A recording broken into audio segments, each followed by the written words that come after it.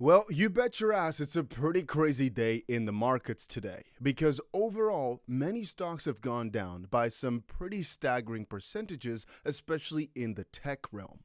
As you can see, Nvidia down like 2.7%, TSM down 4.5%, AVGO down 4%, SKHY down 8%. Just a lot of the major stocks, a lot of the top stocks are down by a ton. And for those not aware, Nvidia is the most valuable company ever, having to do mostly nowadays with AI and GPUs and chips. And TSM, for example, SKHY are semiconductor companies. You get it, everything in this realm is tech. But overall, we're not actually doing as bad. And matter of fact, Bitcoin today even went above $65,000, kind of making true of our earlier stated prophecy, which is we have a very important hurdle to get over. Let me quickly show it to you right here. And slowly but surely, we are creeping up towards that level, but it's not going to be an easy journey. As you can see right here, the main hurdle lie a little bit higher at roughly $66,500. But if you take a look at this from a weekly perspective, you can see that we are on our way back up there after finding a juicy bottom. And as long as this candle actually closes above the open, so roughly $64.9 thousand, we are still looking very good because that will be an engulfing candle from the bottom. Now, I will again state that from almost no angle are we completely in the clear. I've described this time and time again from the perspective that if you're looking at how the price is going and where we expect prices to be a little bit later throughout the year, end of year, we expect prices way higher than where we're at today. But middle of the year, we're not 100% sure how things are going to be looking. And a part of that has to obviously do with everything happening in the Middle East. President Trump just threatened to go for other countries and plant some stuff over there if they get in the way of the US's efforts to reopen the Strait of Hormuz. The last 48 hours has been a lot of ruckus about specifically that state. And as you can see right here, US and Iran have reportedly, but there's a community note on that, agreed to extend their 60-day ceasefire. And then a little bit later, they came out to state that no ceasefire as of this point has been confirmed, which had opened somewhere. As you can see right here, President Trump says there are actually currently no talks or conversations going on or scheduled with Iran. So there's a lot in back and forth. This was the most recent post coming out only a couple of hours ago, though. But let me talk to you a little bit about the current market situation. Markets, as it currently stand, are bracing for a more volatile period ahead.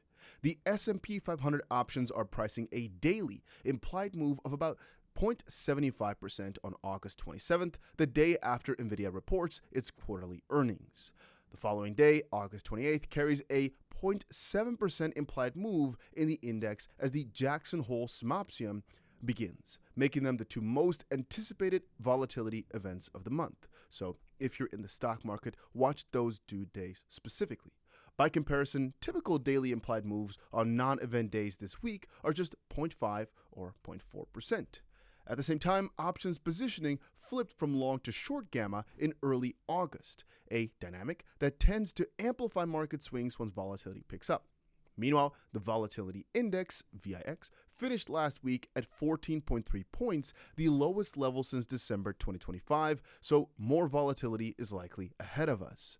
Now, that is interesting and all, but that's mostly from the stock side themselves. And we can actually take a look at every single thing from a major announcement perspective, what's at least scheduled to come up. And today, really nothing too staggering. Building permits, I don't care about that. Housing starts, not really too relevant to me. Tomorrow we get ourselves the FOMC minutes. That could sometimes be interesting. Most times it is not, though, especially since their more recent approach of not letting as much know about their future plans. What is more interesting is coming in a little bit into next week. As you can see right here, core PCE could be interesting. Personal spending income, these could be interesting to many, but more interesting a little bit further at the end of the month, which is also this implied heavy volatility day. The non-farm payrolls annual revision could be interesting as well. That is again at the end of the month, though. Again, I will say, though, that I do believe currently the market is going down ever so slightly more, the stock market that is, and you would kind of expect crypto to go down as well because of this implied next move coming from Trump. I mean, Trump literally just stated that the Strait of Hormuz is theirs, which it's an announcement, all right, it's something. But perhaps the crypto market still stays quite steady because of some of the most recent announcements that came out. One is that Visa seeks new crypto stablecoin partner to expand settlements globally. There's a lot of cool partners I could pick right here. Ripple would be a pretty suitable one. Stellar would be pretty suitable. But the long story short here is that many of the traditional companies, they're trying to get their foot even further in the door. But even if you thought crypto was really going further and further towards the downside because of some things, well, there are some other beautiful parts, like, for example, BlackRock believing allocating 1 to 2% to Bitcoin will improve long-term portfolio returns. This basically means they're actually bullish on these coins. Otherwise, knowing how massive and how trusted BlackRock is, they wouldn't have said that. However, I must admit that crypto-wise, a lot of our coins are not in the best position. If we take a look at a lot of these coins from like 8 years ago, the golden ages of crypto, I often call it, yeah, a lot of these coins have yet to reach a new high, or are at this point at least very far away from those points. Like Filecoin here, $27 all the way back then, and 62 cents right now. So that is a massive, massive shift. But even from 2021 to right now, Bitcoin is actually under that. Ethereum is like a third of that. Solana is like a third of that, and so forth and so on. Dogecoin is a tenth of it. Cardano is like 5% of it. Many of these coins are down tremendously from those heights. And here come two little pieces. One is, well, that's also where the opportunity lies. And second is, this has always happened. All of these coins went on a crazy spree in this bull run and a crazy slashing right after. This is expected. We all know that happens, and that's also where the opportunity lies, right? I will again also state that even though many of my trades are today still in profit because, well, we bought them nicely. Here's, for example, our hype trade being up to almost $26,000. There is also a bad side to many of these, which is I have to be really freaking patient. Like, for example, my $1 million XRP trade, which is down a juicy, yes, some of you guys said please zoom in a bit more so everybody can really see it, $600,000. So if you're not feeling well about your positions right now, they're not looking juicy, just know, theoretically speaking, I'm also not having the best of times, but I still believe it's a matter of patience. Very often have these things been way worse and they adjust themselves over time. And if we take a look at how XRP is bottoming, things could be nice. However, here's another trick, right? You know how many people are making life-changing amounts of money just literally trying to buy every single opportunity below $1 and trading it with, like, for example, 1 or 2% profit above their lows? This is a thing that a lot of people don't understand about trading. It's about finding some sort of edge somewhere. It doesn't have to be a major move, doesn't have to be a major edge, just something. And there's, for example, literally going to be a few hundred people, a few thousand people who are trading this $1 mark, trying to buy every single time it comes, for example, 0.7% below $1, trying to time that, trying to buy. They'll be successful a lot of times, have a pretty tight stop loss, maybe a few percent below it. And then one time, eventually, it will not work anymore, or maybe a few times. But in the meantime, make a ton. And that's actually something we've seen with XRP multiple times throughout its history, that if you consistently bought into one of those levels, and right now, for example, it's going to probably be the $1 mark, but in the past, here, for example, let's say $1.25, there would have been a ton of opportunities to make, oh, I see I'm lagging a little bit. Let's just go like, are we lagging? I think we are. I was going to say, if we're talking, I see the problem. Something was trying to do a little auto update. Even now still is. But yeah, I think it should be in the clear. At least it should be okay.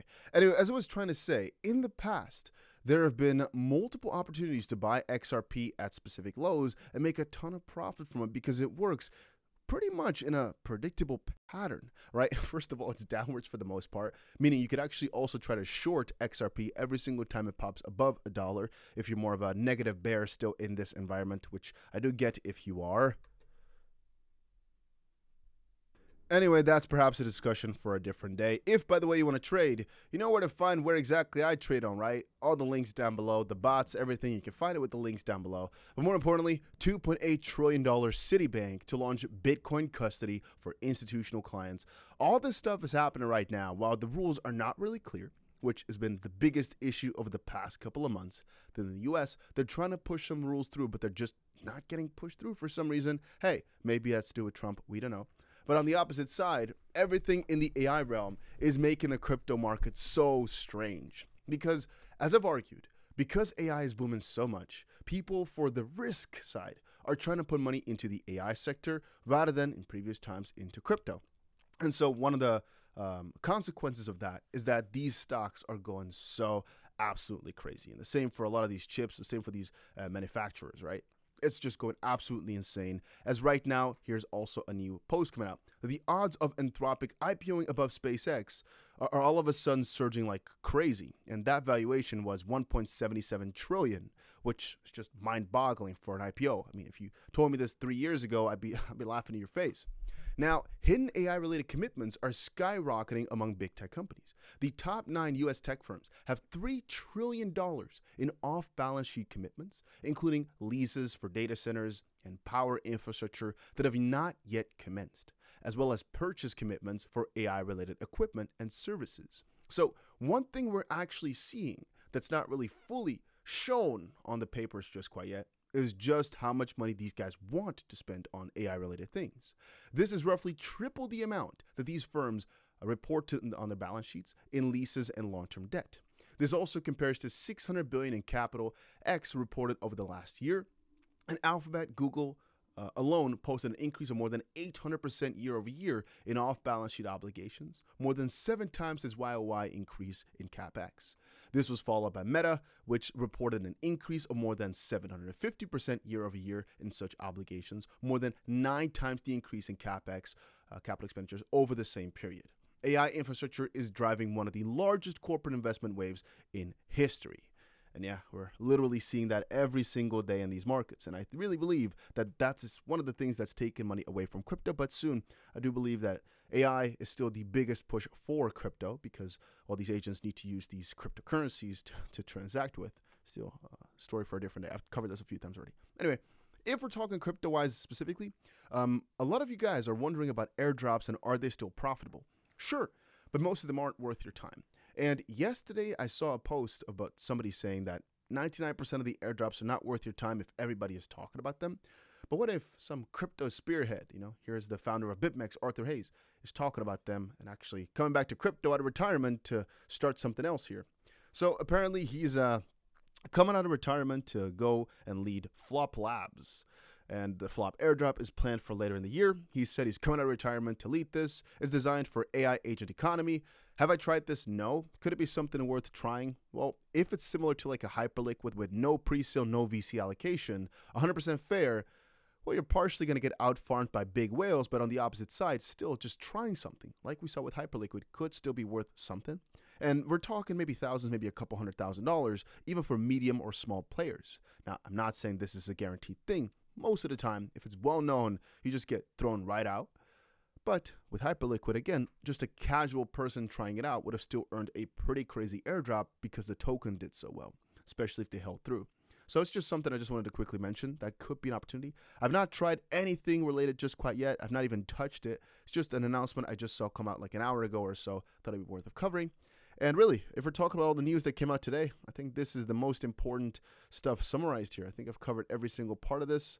And so, yeah, I believe that was the most important stuff I could really cover here for today. Here was actually the post that said, if you want to make it in airdrops, 95% of the time, you're going to waste your time. In my opinion, the secret is doing things no one else is willing to do, which is basically that a lot of people are farming massive airdrops right now.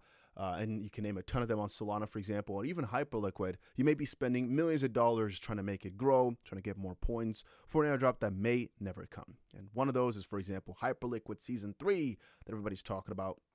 And CBB here says, a Hyperliquid Season 3 airdrop is just a cherry on the cake for us, but most people don't understand that. As in, yeah, they don't necessarily need it, but you get the drift, right? Yeah, most of the time it's not amazing, but sometimes you get lucky with an airdrop and, oh, you love your freaking life. Anyway, that was it for the crypto news that came out today. Ooh, I remembered I can change my colors again from the lamp. Why didn't I do so? This looks way cooler, right? Or which color should I make the lamp? Let me know down below. And what are you guys working on? What are you guys looking at right now? Let me know down below as well, because I do believe it's worth it to make more updates on altcoin type of things. Because trust me when I say that the momentum is picking up again. It's been gone for a long time, but it's picking back up. But yeah, comment down below what exactly it is you're looking into recently, and I may make a video about it covering it. But specifically here, I want to make more AI trading related things because it's such a massive opportunity still, but I need to know if you guys are interested in that.